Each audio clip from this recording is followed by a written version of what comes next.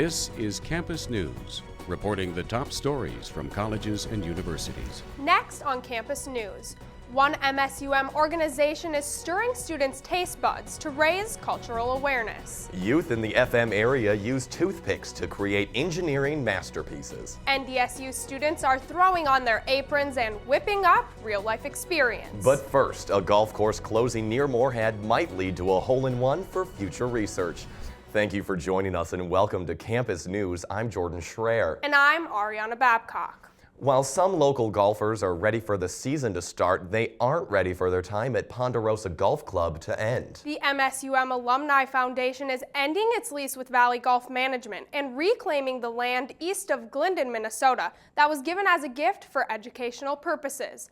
I met with some members of the golf course who say it's hard to think that the next time their golf carts drive to a hole, it will be on a different course. That's the one. While Brad Binford practices getting the bad shots out of the way, he remembers the good times throughout his 25 years of membership at his favorite place to golf. That's a good one. Ponderosa Golf Club. I got a hole in one. Don't remember much of it. July 11th, 218. There was about a 7-mile-an-hour wind, number 5. Went beaming up in the air and disappeared into the hole. I guess I remember that. That's a fond memory. That wasn't your best effort. But the next time Brad and his golfing buddy Denny step onto the grass to golf, they'll be swinging on a new green. I was devastated. Yeah, heartbroken. Brad says he remembers feeling sick after hearing the news that the place he got his hole-in-one will no longer be a place to swing his club, but land for students to research. I guess a happy plant is a healthy plant, so. While MSUM student James Kovaleski waters his soil for research, he says he's glad the land once used for a golf course will give students hands-on opportunities to learn. The field experience gives you that kind of drive to keep going.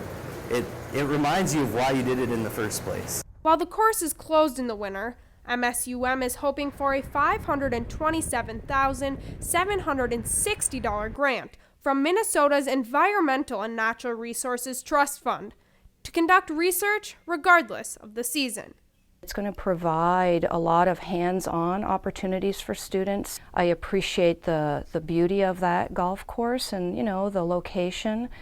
But as the business of our university is educating students and providing them with a really solid, top-notch education. Brad says there are other courses in the area, but Not this special of a place. the news may have hit a temporary hole in their golf plans, but it's not going to stop their game. I just plead with the Alumni Association and Ann Blackhurst to realize what a special place this was to us golfers, as well as their endeavor, whatever they're going to do. And I wish them well. I'm sick of being bitter and mad about it. It's going to be heart-wrenching taking my cart out of the shed, but I'm just sad it couldn't have worked out, and I wish it could still. Brad and Denny say while Ponderosa being shut down has put a divot in their routine golf dates, they are already waiting to tee off at Leonard Country Club. Good pee. Valley Golf Management's lease will end on March 31st. MSUM will find out if the grant proposal is approved sometime in May. The University of Oklahoma closed a fraternity and suspended 2 students after a video surfaced showing the members of Sigma Alpha Epsilon using a racial slur.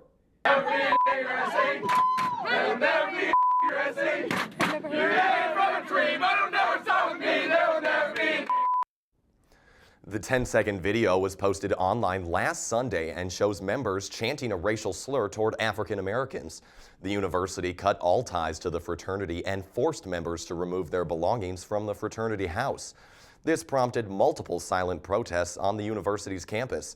Sigma Alpha Epsilon's national leadership suspended the members after learning of the video. The fraternity's national president says he was disgusted and disappointed by the display of racism. The trial for a man accused of threatening and raping NDSU students at knife point has been delayed. Stanley Bush is on trial for allegedly holding 3 NDSU students at knife point and raping 2 of them back in December. Bush waived his right to a speedy trial. His attorney asked that the case be delayed until the middle of April for matters pending. The judge agreed to delay the preliminary hearing to May 7th. NDSU prides itself on being a research university, but some faculty in one building are doing their work as if indoor plumbing hasn't been invented. Researchers are forced to haul water into Harris Hall because the pipes don't work. Reporter Sarah Erickson visited the hall and saw firsthand what researchers and faculty members are dealing with. Harris Hall has been a part of NDSU for over 60 years, but lately the building hasn't been up to code. The infrastructure of the building is, first of all, it's beyond its useful life. The building's plumbing is shot, the water faucets are lacking water pressure, and some drains are plugged. But that doesn't stop some researchers from continuing on with their daily routine. It slows things down, but that's our working conditions. We'll make do with that. With the lack of running water in the building, researchers often have to carry pails of water from other buildings so they have fresh, clean water for their labs. But that comes with a risk. And any time you have to start manually handling it, you run the risk of having a contaminated source, and then whatever you're doing for an activity, you might have to start all over again. Researchers are left without some of their tools because they use so much power, and the building was not designed for all the technology today. We have equipment that we can't run because we have a lack of power. With all the issues going on inside Harris Hall, researchers and faculty members are asking the state of North Dakota to help with funds to build a new building. We felt it's most feasible to tear the building down and start over. The building may slowly be falling apart, but faculty members inside say they are continuing to work hard and deal with what they have. With photographer Darby Fike, Sarah Erickson, Campus News. An independent study funded by the state legislature found NDSU needs approximately $244 million for deferred maintenance. It's a bird, it's a plane, well, sort of. Over at NDSU, experts are researching how the secrets to more efficient farming may come from the sky. Reporter Tyrell Philly joins us with more. That's right, Ariana and Jordan. I met up with an NDSU researcher with his head in the clouds and his eyes to the sky to learn more about drones. Socrates once said, "Man must rise above the earth, for only then will he fully understand the world in which he lives." Researchers at NDSU are taking this sage wisdom quite literally. They're looking into how unmanned aircraft systems could benefit farmers. Unmanned aircraft systems are small, flying vehicles resembling airplanes and helicopters. The idea behind using these systems, commonly called drones, is that their eye in the sky can give farmers and ranchers valuable information about their crops. Say, there's something wrong with this area. I need to walk out there and look at that. Nowatzki currently uses two types of drones for his research. The rotocopter can fly for 15 minutes, while the fixed-wing drone can soar for nearly an hour. The unmanned aircraft could potentially tell farmers a range of helpful information, from how much fertilizer is needed for crops to which animals are developing fevers. I think there's going to be many, many farmers that are very willing to do that. But don't expect to see swarms of tiny planes above any wheat fields this spring. Commercial use of drones is currently against the law. The Federal Aviation Administration has a set of rules for using drones. Unmanned aircraft cannot fly any higher than 400 feet. They must be visually confirmed at all times, and they must weigh less than 55 pounds. Though practical use of drones in agriculture is in its infancy, researchers expect plenty of progress to be made in the next few years, as farming takes flight. Nowatzki and other faculty will be flying a precision drone indoors at NDSU later this month as part of a demonstration. Thanks, Tyrell. NDSU science and engineering students have raised more than $4,000 for Bryn Hamry. Bryn is the daughter of Kelly, an NDSU senior interior design student. Bryn has received 2 open heart surgeries, and a third may be an option when she's older. This fundraiser event is the 5th annual Battle of the Senses. Teams collect coins and compete to see who raises more money. This year, the College of Engineering won, raising a total of about $371. This money will help support the family with medical expenses. The traditionally male-dominated world of engineering is getting a serious makeover. 8th grade girls attending middle schools around the Fargo-Moorhead area are getting an up-close look at what it's like in the science, technology, engineering, and mathematics fields. According to the event coordinator, one of the goals was to spark an interest in STEM-related fields. These bright middle schoolers went to different workshops, formed teams with one mentor each, and had a contest on who could build the most innovative potato chip protector. The only supplies they were given was a sheet of paper and tape. I think males are excellent engineers, but I think females, sometimes their mind thinks a little bit differently. And when you can pair up a male and a female together, you're going to get something outstanding. So the more females we can add into that field, I think we're just going to see things happen and explode into wonderful ways. I want to study robots and stuff, build a robot, and also go to Mars and also maybe find cures and stuff. Maybe one day I'll be the first person to go to Mars. The girls also got recommendations on what STEM classes they can take in high school next year. Toothpick bridges were put up to the test at MSUM, teaching students of all ages the importance of engineering. Reporter Betsy Harmson tells us why these inventions hold some weight in and out of the classroom. Creativity was paired with engineering at the MSUM ballroom with the kickoff to the 39th annual Toothpick Bridge competition. Using only round toothpicks and glue, each bridge must only weigh 85 grams and span 560 millimeters. And all those toothpicks can be hard to count. 500, 1,550. Weights were set on the toothpick structure to determine how much it could withstand before finally collapsing, holding anywhere from 5 pounds to 300. Many of the participants have been researching for weeks to get it just right. You got to make a mistake before you can be successful. We want them to come here and actually have a mistake, or maybe not just be lucky and hold a bunch of weight, but have some crash and know exactly what it was and know to come and improve next time. This event teaches a lot about engineering and the importance of strategy while building their toothpick masterpiece. I don't think learning just happens in the four walls of the classroom. I think there needs to be some application to mathematics. Every single kid in here was measuring every day. Every single kid in here was weighing, and every kid was thinking, how many toothpicks can I add? How much glue can I add? So the problem solving is endless, but it's hard to do that on a piece of paper. With photographer Randa Cody, Betsy Harmson, Campus News.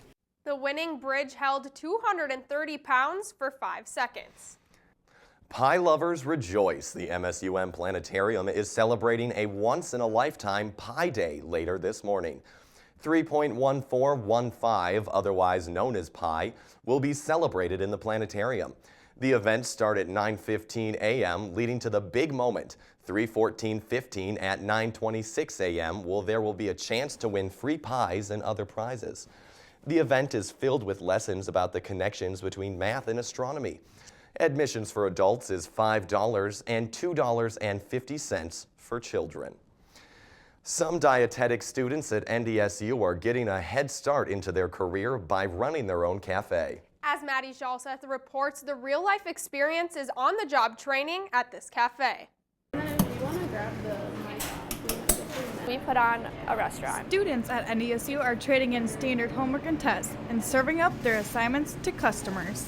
There are 11 students, so we get here at about 8:30 in the morning, and that's when we start doing our food prep.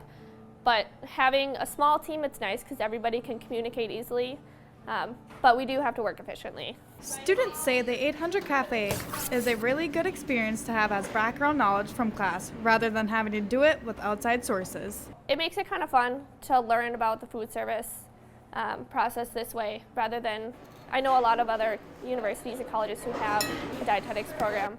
Their food service, they just do a mock restaurant. And for us to have it open to the public is a really good opportunity to kind of get the full aspects of, from receiving the food from the grocery store, from the trucks, and putting it on the plate to the customer. The 800 Cafe is open 2 days a week during the spring semester. You can get a gourmet meal for $10, including dessert. Amy, does this look right? So we really learn every step in the food process.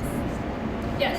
Okay. That's all about customer satisfaction here. With photographer Haley Foster, Maddie Jalseth, Campus News. The 800 Cafe preps to feed up to 28 customers. NDSU just received funding for research which could lead to saving you and your family from a dangerous foodborne illness. The USDA's National Institute of Food and Agriculture has given NDSU funds for research about how foodborne pathogens attach to fresh produce. The research will be used to develop a plan to reduce the amount of foodborne illnesses. Professors Teresa Bergutz and Birgit Preuss will lead the research. Some MSUM students took a break from being pinned to a desk studying and hoped to strike a night of fun at the bowling alley. As the black lights turned on and the music turned up, the students spent a stress-free night knocking down pins at the Moorhead Sunset Lanes bowling alley. Clusters of students sat on the sidelines cheering their friends on, while others ate some free pizza. The students melted their stress away by getting strikes, spares, and gutter balls during friendly competitions. The free night of bowling was sponsored by MSUM Intramurals and other campus organizations. The American Advertising Federation is honoring MSUM students for their work. Books. Books connect us to new ideas. The Addies are the only award for creativity administered by the advertising industry. MSUM students Kaylee Hanowski, Taylor Peterson, Jordan Maas, and John K. Wander are all received awards. Their work ranged from television to radio to print. NDSU has won the title of Tree Campus USA for the third year in a row. The Arbor Day Foundation honors institutions with the title for promoting healthy trees and engaging students and staff in conservation efforts. It requires institutions to have a tree advisory committee and sponsor student learning projects.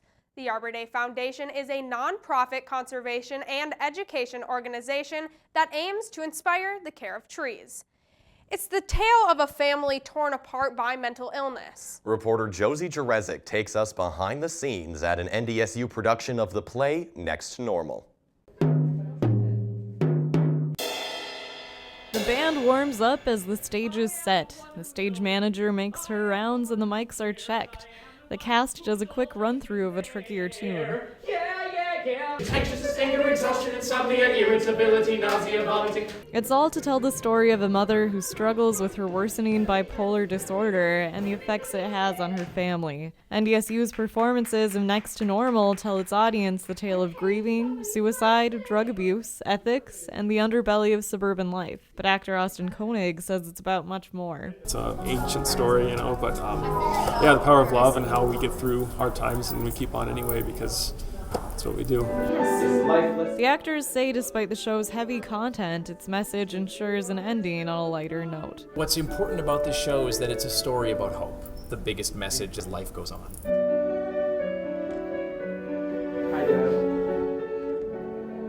I think at the end, when we're singing Light, which is the last song, and we're all singing together and we've all completed the show and told the story, I think that's really powerful. A powerful moment for audience and cast alike.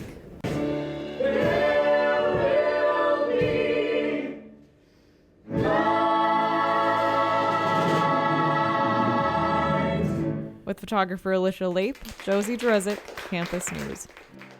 The 2009 Broadway performance of Next to Normal won the Pulitzer Prize for Drama in 2010. And now we turn it over to Shaylee Meyer for a look at this week's sports. Shaylee, it looks like the Bison had a reason to celebrate. They definitely do with all the wins that they keep getting. The NDSU Bison are dancing again with a win over South Dakota State. They have booked their ticket to the NCAA tournament.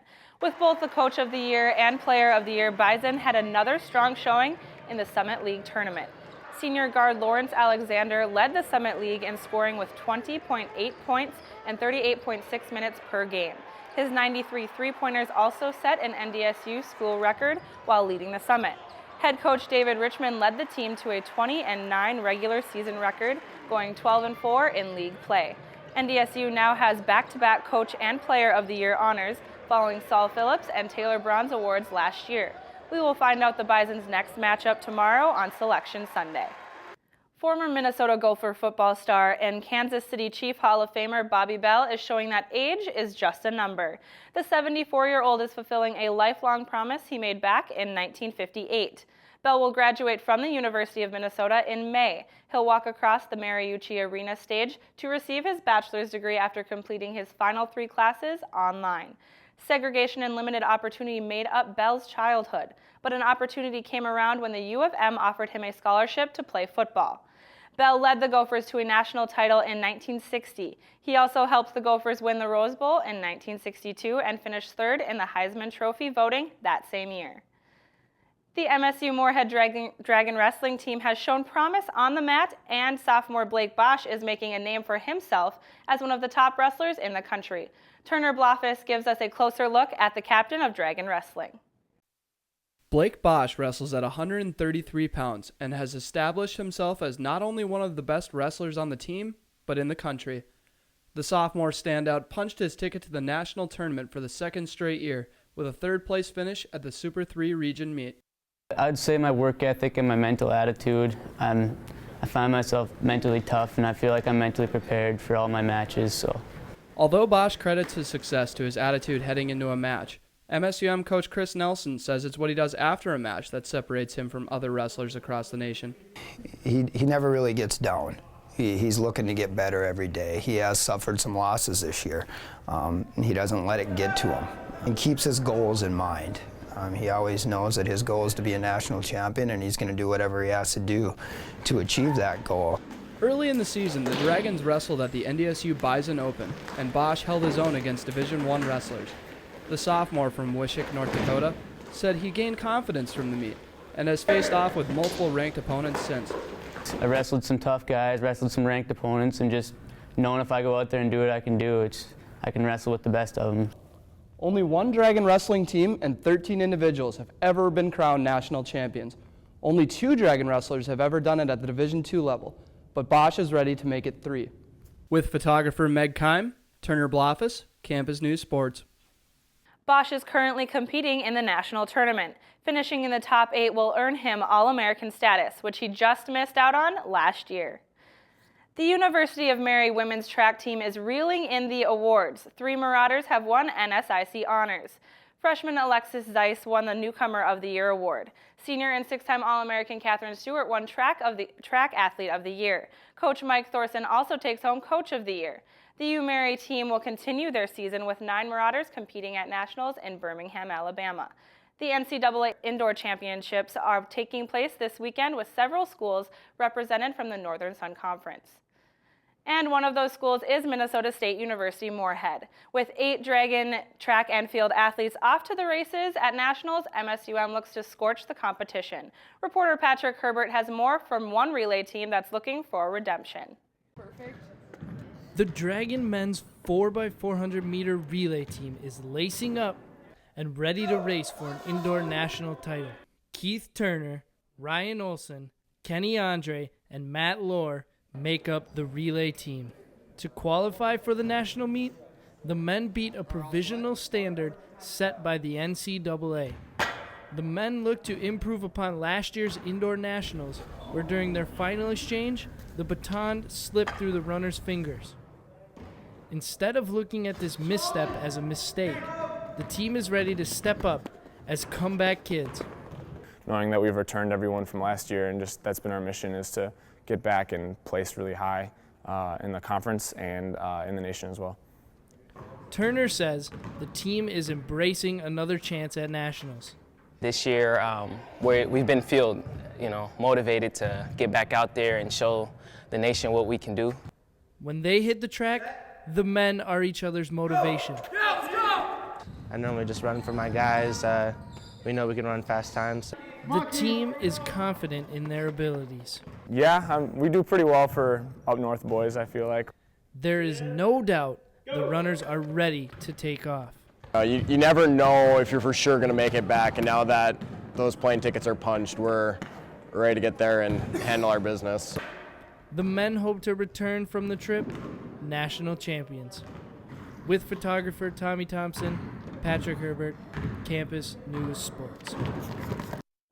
Other athletes competing for the Dragons include senior Tia Knight in the 60-meter hurdles, junior Molly Montoni in the mile run, senior Chelsea Clementson in the high jump, and sophomore Alyssa Mears in the 800-meter run. It's absolutely impressive how fast they can run. If I run just one time around the track, I feel like I'm going to die. Yeah, I'm pretty sure my little legs won't catch them either. So. Me neither. Thanks, Shaylee. It was not just a night of free chicken and sweet potatoes at MSUM's Soul Food Dinner. Reporter Andy Weston shows us how the Black Student Union hosted a night of culture and learning. I'm glad we got a spot. Yeah. Good food, good times, and great entertainment accompanied the Soul Food Feast sponsored by the Black Student Union in celebration of Black History Month. Lexi Byler was involved in heading up the evening's activities. She finds this kind of outing helps bring people together around a common interest. Great way to, mix fun with education and just hang out and learn about what's going on in Black culture. Once everyone had gotten their fill, a video presentation was shown with minority students giving their perspective on what it's like to be a minority in today's education system, as well as a video clip of Martin Luther King Jr.'s famous speech. Later in the evening, the diversity dance crew came out to show off some traditional African moves. Crew member Moses Weaver finds the expression of dance goes hand in hand with the night's goals. I would say the benefit for our club is to get promotion, and also is to show an African aspect. The night's events brought out more students than in previous years, nearly leaving some attendees empty-handed. I was worried that we were going to run out of food, and I think there might have even been a few people who didn't get to have any chicken, which is too bad. With plates emptied and the attendees full, the night was found to be a success. Did you enjoy the food? Yeah. All right, cool. Andy Weston, Campus News. This is the third Soul Food Dinner hosted by the Black Student Union. And that's it for this edition of Campus News. We leave you with another look at the NDSU production of Next to Normal. Thanks for joining us and have a great week. What you want me to be, and I'm your worst fear, you'll find it in me. Come closer, come closer. I am more than memory, I am what might be, I am mystery. You know me, so show me. When I appear, it's not so clear if I'm a perfect spirit or I'm flesh and blood. But I'm alive, I'm so alive. And I feed on the fear that's behind your eyes. And I need you to need me, it's no surprise. I'm alive, so alive. I'm alive. Daughters, husbands, wives, and fight that fight. There will be light, there will be light, there will be light. Campus News is produced by the Television News Workshop in the School of Communication and Journalism at Minnesota State University Moorhead in cooperation with Prairie Public Television.